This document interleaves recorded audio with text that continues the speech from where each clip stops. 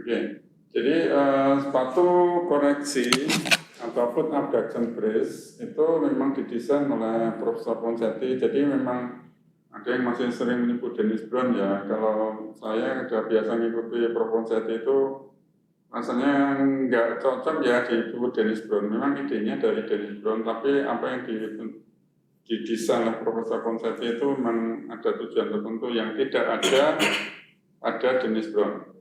Jadi dengan bentuk yang seperti ini pada waktu dia digerakkan itu akan seperti gerakannya seperti ini, seperti waktu di casting. Jadi bentuknya ada melengkung, ada sudut-sudut yang tertentu. Itu nanti mungkin Mas ada yang bisa menjelaskan lebih rinci. Itu ketika digerakkan itu kakinya akan bergerak seperti ini. Jadi seperti pada waktu kita akan stretching. Jadi orang itu kan memang harus ada gerakan-gerakan seperti itu sehingga stretching akan tetap ada secara statistik. Kalau dia tidur diam dan dinamis pada waktu dia bergerak-gerak itu juga ada stretching gitu.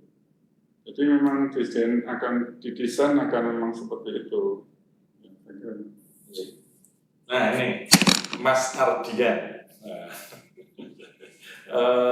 Monggo penjelasannya lebih lanjut tadi beliau sudah menyampaikan bahwa detailnya akan disampaikan Mas Ardian.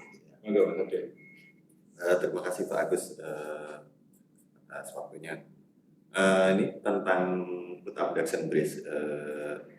Kenapa ini harus dipakai seperti ini posisinya? Ini karena ini untuk mempertahankan koreksi dengan posisi yang sama dengan posisi gips terakhir seperti yang disampaikan oleh Dr. Anung bahwa alat ini dipakai untuk mempertahankan koreksi. Kenapa kok ini harus dipakai satu rangkaian?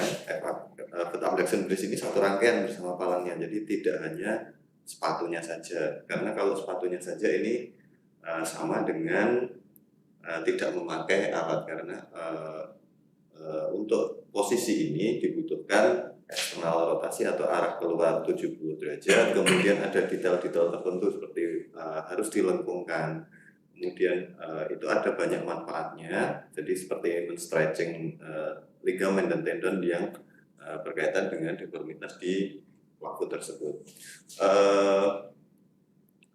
Jadi kemudian jika ini tidak dipakai itu kalau yang kami pelajari dari guru kami Bu Waida dan Dr. Anung ini, bahwa jika ini tidak digunakan itu kemungkinan kambuhnya jadi ya kalau tidak digunakan bahannya ini, kalau di alat ortopedi dan rehabilitasi itu kasta tertingginya itu adalah hasil uji klinis ya. Uji klinisnya itu kemungkinan besar 80-90% akan kambuh. Jadi kalau hanya sepatunya saja tanpa bar itu 80-90%-nya akan kambuh atau akan kembali lagi ke arah dalam atau kembali lagi untuk menderita pelakutnya. Kemudian jika ini dipakai sama barnya, jadi satu rangkaian seperti ini kemungkinan keberhasilannya adalah lebih dari 90%. Jadi makanya ini tidak dianjurkan hanya dipakai sepatunya saja. Jadi untuk foot abduction brace ini memang harus dipakai satu rangkaian. Karena bukti ilmiahnya itu memang seperti itu. Dan itu ada penjelasan yang panjang tentang itu.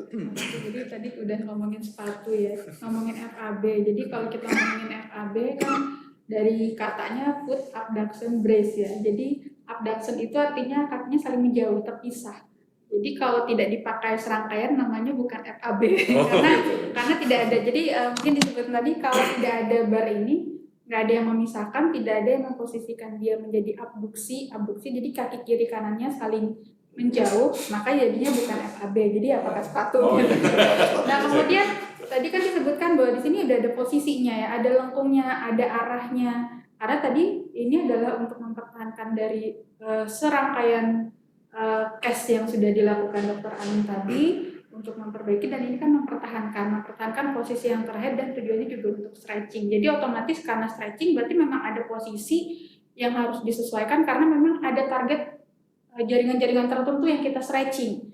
Jadi mungkin kalau misalnya tadi CTRP kan pertama kakinya agak ke bawah, kemudian melengkung ke dalam. Nah, makanya kenapa jadi harus serangkaian? Karena kalau tidak serangkaian ini, maka posisi stretching tadi tidak kita capai. Nah,